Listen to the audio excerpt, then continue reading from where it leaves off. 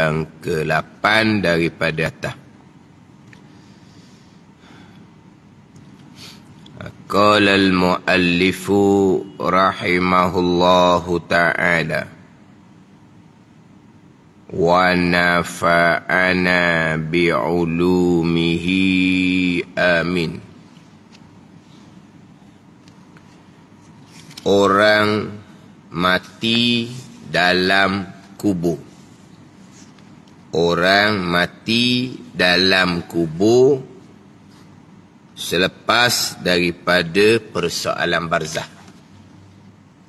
Tajuk dia orang mati dalam kubur.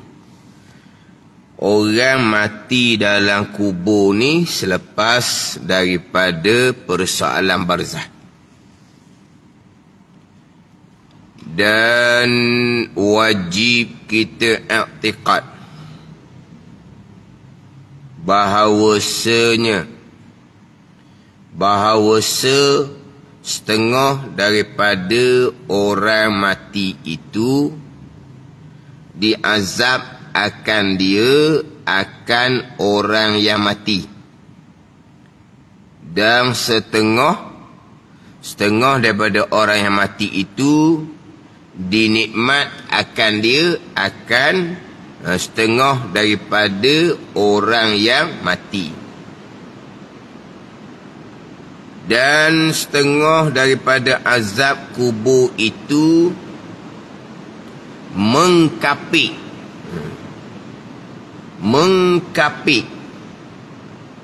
Kalau kita mengapik tau.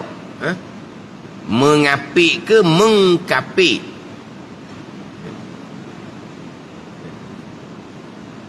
Sebab sini aja mengkapik. Kalau dalam Faridatul Faraid mengapik. Kalau dalam kitab Faridatul Faraid mengapik. Pada dalam kitab Pati Faridah ni mengkapik. Tak mengkapik tau, mengapik tau. Dalam Pati Faridah mengkapik. Dalam Faridatul Faraid mengapik. Mengkapik oleh dua tepi kubur.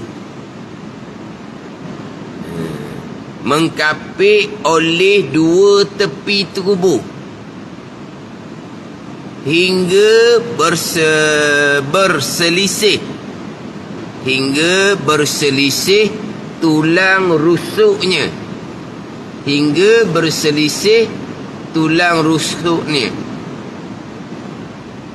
Dan tidak lepas daripada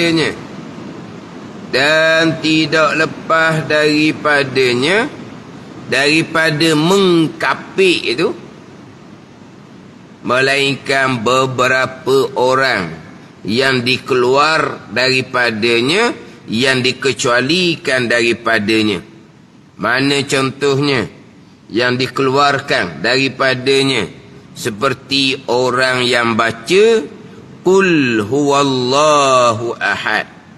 Baca ni dalam sakit matinya. Dan wajib kita i'tiqad bahawa setengah daripada orang mati itu diazab akan orang yang mati. Dan setengah daripada orang yang mati itu dinikmat akan dia selepas daripada persoalan barzakh.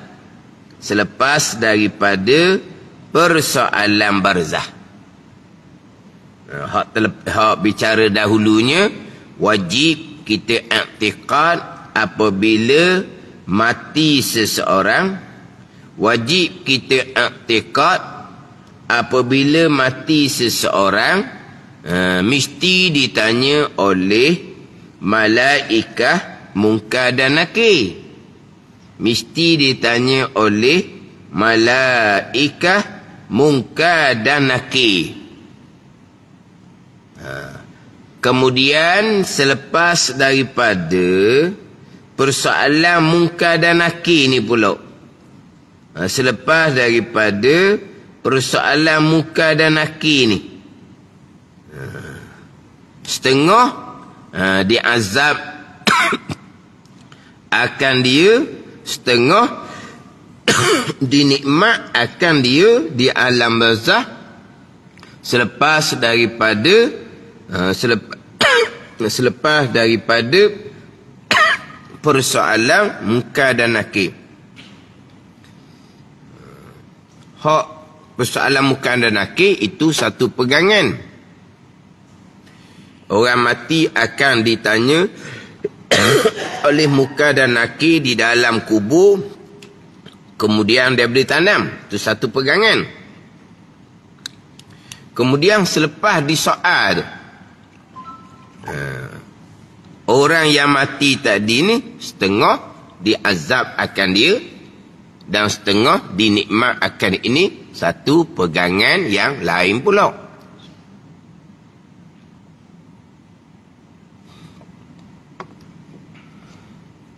Hak ni semua ni masuk di bawah rukun iman yang kelima lah ni. Ini semua masuk di bawah rukun iman yang kelima. Beriman dengan hari kesudahan. Termasuk beriman dengan persoalan munkar dan nakir. Termasuk beriman dengan azab dan nikmat yang ada di alam barzakh. Azab dan nikmat yang ada di alam barzakh. Sebab alam barzakh ni imma raudatun minal jannah wa imma hufratun min hufarin nar. Ni di alam barzakh sama ada kebun daripada kebun syurga ataupun lubang daripada lubang neraka. Ini di alam barzakh. Kemudian kita bicara dahulunya berkaitan dengan persoalan barzakh. Kemudian pergi kepada azab dan nikmat di alam barzakh, kena kepada ruh dan jasad. Persoalan di alam barzakh, azab dan nikmat di alam barzakh bukan hanya kena kepada roh sahaja, bahkan roh serta dengan jasad, dengan badan. Selepas daripada roh dicabutkan daripada jasad, selepas daripada roh dicabutkan daripada badan, selepas ke bumi, Allah akan kembalikan balik roh kepada jasad, kepada badan. Kemudian roh dan jasad akan ditanya, kemudian diazabkan ataupun dinikmatkan. Persoalan barzakh, azab serta dengan nikmat kena kepada roh serta dengan jasad. Itulah pandangan yang muktamad. Adapun pandangan yang menyatakan kena soal roh saja, jasad tak kena. Ada pandangan kena soal jasad saja, bukan roh. Itu pandangan yang dhaif. Itu pandangan yang dhaif. Pandangan muktamad, persoalan azab nikmat kena kepada roh dan kena kepada jasad. Memang ada pandangan. Dia kata persoalan barzakh, nikmat dan azab di alam barzakh, ada kata kena roh saja, ada kata kena badan, kena jasad sahaja. Pandangan Imam At-Tabari contohnya menyatakan bahawa kena azab adalah badan sahaja, bukan kena pada roh. Ada pandangan kena kepada roh saja, bukan kena kepada jasad pada badan. Tapi pandangan dia muktamad, kena kepada roh dan jasad. Ittifaq ahli al-haqqi dia panggil. Sepakat di kalangan mereka yang berpegang dengan akidah ahli sunnah wal jamaah, persoalan barzakh azab, nikmat di alam barzah kena kepada ruh dan juga kena kepada jasad.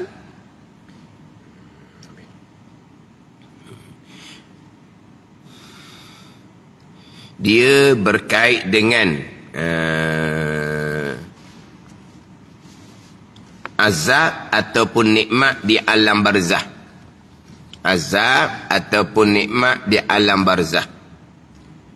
Yang mana ada yang dapat nikmat yang selama-lamanya di kalangan orang yang beriman dan beramal soleh. Persoalan barzah bagi mereka ringan-ringan je, rekah-rekah je. Persoalan barzah pada mereka berkaitan persoalan akidah, persoalan ringan, mereka lepas-lepas mudah je, mereka dapat nikmat yang selama-lamanya sampailah kepada dibangkitkan kembali di hari akhirat. Satu golongan kena azab yang daim, yang berpanjangan. Kena azab yang daim, azab yang berpanjangan. Mana? Orang mati kafir dan orang yang mati dalam keadaan munafik. Orang munafik ni orang kafir lah. Kafir di sisi Allah, Islam pada hukum zahir, Islam di sisi manusia. Islam hukum atas dunia. Orang munafik ni zahirnya orang Islam. Hukum dunianya dia orang Islam. Tapi hak batin dianya dia kafir di sisi Allah. Hukum akhirahnya dia kafir di sisi Allah. Ni orang munafik. Orang kafir ni zahirnya kafir, hati pun kafir. Itu penyembah berhala. Zahir pun kafir, hati pun kafir. Munafik ni zahirnya Islam tapi hatinya kafir di sisi Allah Subhanahu wa taala.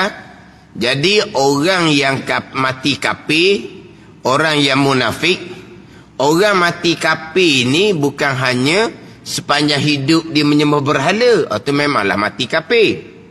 Termasuk orang mati kafir ni orang Islam yang sah iman tapi iman dia lemah. Orang Islam yang sah iman tapi iman dia lemah. Kenapa? Kewajipan tidak ditunaikan, dosa besar dianya, melemahkan iman. Perkara yang diharamkan oleh syarak dibuat molek-molek ada, melemahkan iman. Orang Islam yang beriman melakukan dosa banyak mana sekalipun, Islam dia tak batal, iman dia tak batal. Orang Islam yang sah iman, dia buat dosa banyak mana sekalipun, ahli sunnah jemaah, Islamnya tidak batal, imannya tidak batal. Islamnya tidak batal selagi dosa-dosa besar yang dilakukan yang haram ijma' ulama' tidak dihalalkan, maka kekal dia sebagai orang Islam pada hukum zahir. Tapi dosa-dosa besar tadi tu akan melemahkan iman. Tidak membatalkan iman, melemahkan iman. Lemah iman ni akhirnya lemah. Pada lemah, akhirnya cabut iman. Jadi kafir wali'azabillah. Dia orang Islam, iman akidah dia sah, ada ilmu lah, ada ilmu. Dia ada ilmu, akidah dia comel. Rukun iman yang 6 perkara beres. Permulaan je dia mengenal Allah, mengenal Rasul, berpegang dengan aqaidul iman yang 50, berpegang akan qada dan qadar Allah, sah iman dia. Dia dapat ilmu yang secukupnya, yang diajar oleh ibu bapa dia. Ibu bapa dia ajar iman, ajar akidah sebelum dia balik. Jadi dia orang Islam yang sah iman. Mak ayah ajar belah Kedah, hak berkaitan dengan ke-6 rukun iman, sah iman dia. Tapi apabila kemudian di hidup sendiri, semayang dia tinggalkan, kemudian maksiat dia buat contohnya, ni akan melemahkan iman. Lemah iman ditakuti, akhirnya rebahlah. Cabut iman, kafir di sisi Allah.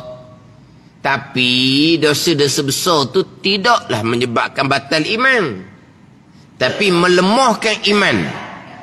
Iman lemah ni akhirnya ditakuti sangat-sangat, lemah-lemah, rebahlah. Akhirnya dia beretikad di hati dia, semayang tak ada faedah, puasa tak ada faedah, ni di hati dia. Mulut tak cakap, hati dia. Maksiat yang dilakukan, di hati dia iktikadkan bahawa tak apa, halal maksiat dilaku yang haram, ijma' ulama' tu. Maka batal iman dia, kafir di sisi Allah. Zahir dia orang Islam. Hak paling ditakuti laginya, dekat nak mati. Bila iman lemah, tercabut iman dekat nak mati. Waktu dia panggil mati, kafir. Zahirnya orang Islam, jenazahnya dimuliakan, dimandi, dikapang, disolat dan dikebumikan di perkuburan orang Islam. Sebab zahir dia orang Islam, tapi kafir di sisi Allah. Hak mati kafir ni. Orang kafir, orang munafik, azab kubur daim selama-lamanya.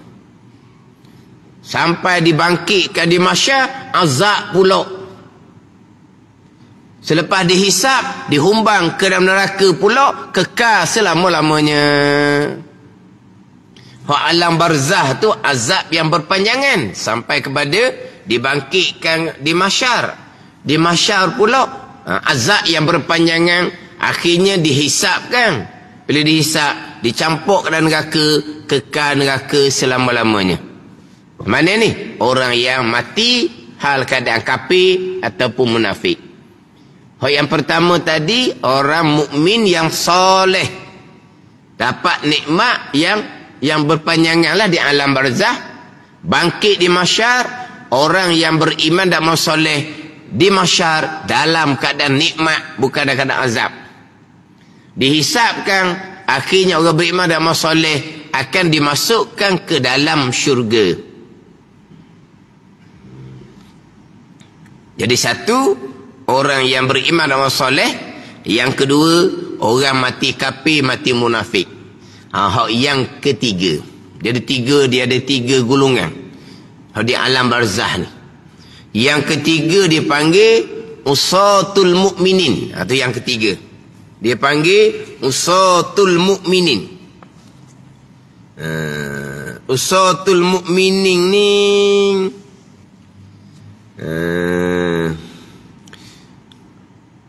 orang yang derhaka, yang melakukan maksiat di kalangan orang yang beriman, mati dia imannya terpelihara, mati dalam keadaan mati iman, tapi dia usah orang yang banyak melakukan maksiat.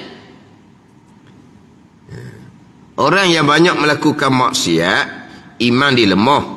Yang ditakuti sangat-sangatnya mati kafir. Hak ni tak ni. Dia banyak dosa, tapi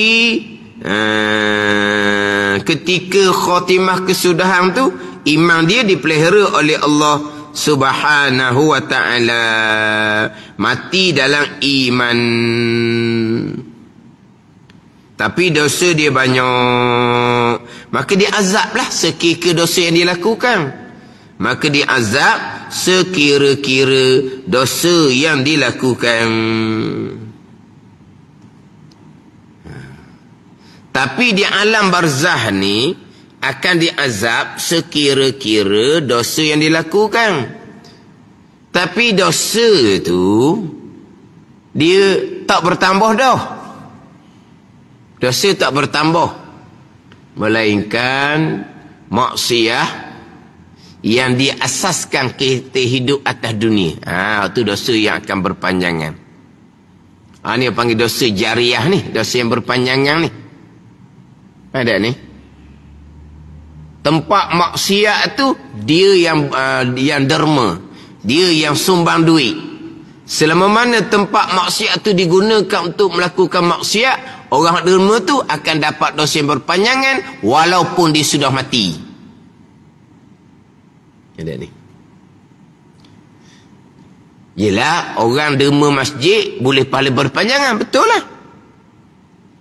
Duit dia infak bina masjid, paling berpanjangan. Duit dia tak panggil infak ni, dia sumbang untuk buat tempat maksiat, dosa yang berpanjangan walaupun dia mati dah. Ada ni. Ataupun maksiat yang berpanjangan atas dunia yang dia pesang. Yang dia pesang. Dia mati, dia pesangkan anak cucu dia. Kok mana kamu jangan tinggal hok ning ni. Sebab hok tu nenek kita dah ni. Hok ni hok tu nenek kita dah ni. Kalau mak ayah mati, kamu jangan tinggal. Walah hok tu nenek dia, hok dia duk ikut tu salah. Hok tu nenek dia duk ikut, dia yang susuli kemudian ikut, hok salah. Hak salah tu dia pesan pula kepada anak cucu dia, kekalkan. Walaupun dia mati, dosa akan berpanjangan. Ni kadang-kadang ada orang nasihat tegur, jadilah, tinggallah. Salah jalanan tu tinggal. Arwah ayah saya, arwah mak saya, dia pesan jangan tinggal. Dia pesan tu lah, lagilah tinggal. Ada ni. Memang benda salah, walaupun waktu tu lama dah duduk pegang, duduk turuk, mak ayah pun daripada waktu juga salah, tinggal, tidak berdosa. Tiba-tiba salah ni pula, mak ayah pesan dah jangan tinggal, lagilah kena tinggal. Sebab apa? Tadi kita tinggal salah supaya kita tidak diazab oleh Allah.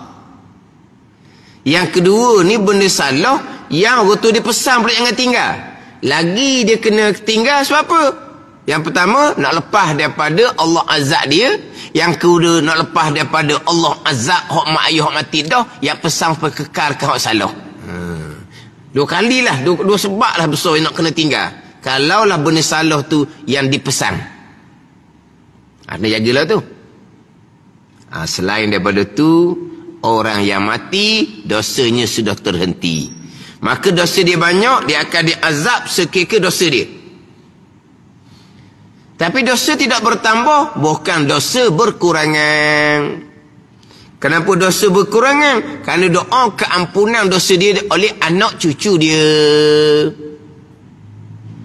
Doa keampunan yang didoakan oleh orang-orang yang soleh supaya diampuni dosa orang Islam, lelaki perempuan, orang beriman, lelaki perempuan yang hidup di kalangan mereka dan yang mati di kalangan mereka. Doa orang soleh ni diperkenankan oleh Allah, maka dosa orang yang mati itu Tuhan ampuni, maka dosa dia bertambah kurang, azab dia bertambah ringan.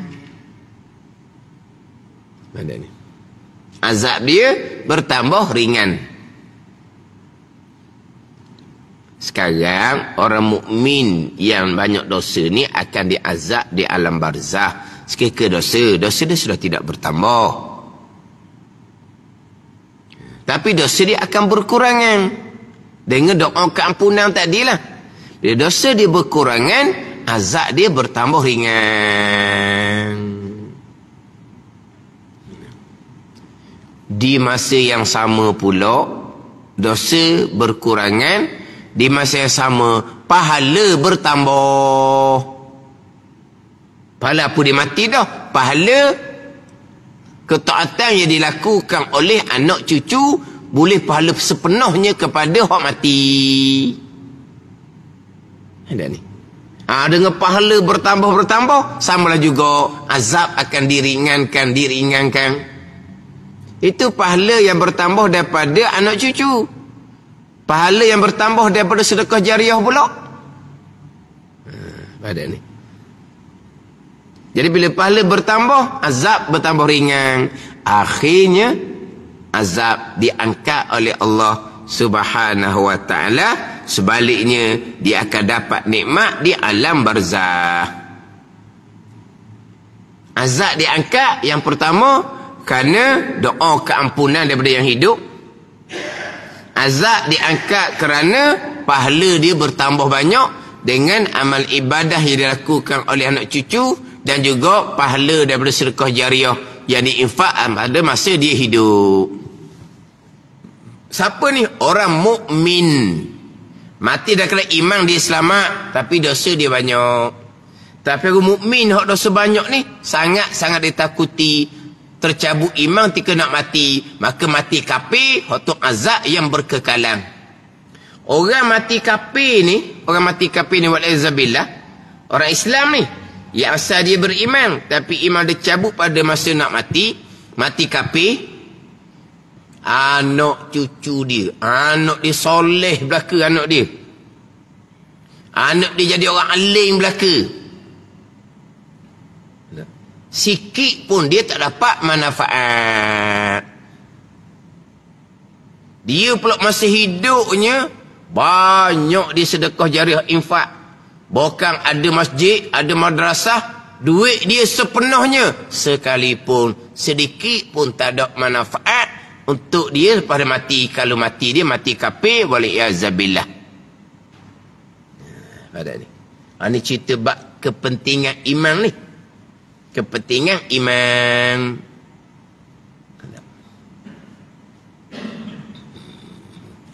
Yelah, sebab kadang-kadang adik ibu bapa, anak-anak dia belajar agama belaka, anak-anak dia duduk pondok belaka, belajar agama. Anak jadi orang alim, orang berilmu, sekurang-kurangnya alim fardu ain. Anak dia sekurang-kurangnya alim fardu ain. Jadi anak yang beriman dan beramal soleh. Ada yang alim fardu kifayah, boleh mengajar orang pula dah, boleh buka pondok pula dah anak dia ni. Tapi ada juga ibu bapa, dia tak belajar, dia tak mau belajar, dia tak peduli ke ilmu. Ada ni dia tak belajar, tapi anak dia pondok belaka. Ada yang bersikap seumpama tu, dia beranggapan tak apa dah, sebab apa, anak-anak dia alim belaka. Dan dia belajar dah ilmu dengan anak dia, dia tak belajar juga. Dan dia belajar dah ilmu juga, dia tak belajar juga. Ada yang seumpama tu, dia macam berangan-angan dia akan dapat pahala daripada anak yang soleh, yang belajar agama di pondok, beriman dan soleh. Dia akan dapat pahala, betul? Dia akan dapat pahala yang berpanjangan. Pada masa hidup dapat pahala, lepas dia mati dapat pahala, kalau dia iman akidah comel. Yang mak ayah ni lah, iman akidah dia comel.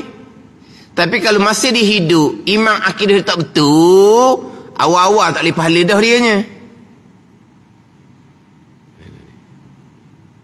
Betul juga, ada orang pengeroh sungguh-sungguh lah. Masjid, madrasah, nak buat apa-apa, dialah nombor satu infak. Tapi di masjid tu buat kelas agama, di madrasah pondok buat kelas agama, dia tak pernah ikuti. Tapi dia penyumbang yang paling besar. Sebab dia kira apa yang orang buat di masjid, dia boleh pahala sebab dia impak banyak. Apa yang orang duduk belajar di pondok madrasah tu, dia boleh pahala sebab dia impak banyak. Tapi dia belajar ke tak? Iman akidah dia macam mana? Ada ni. Kalau iman akidah tak betul, tak ada faedah sikit abuk pun impak dia tu.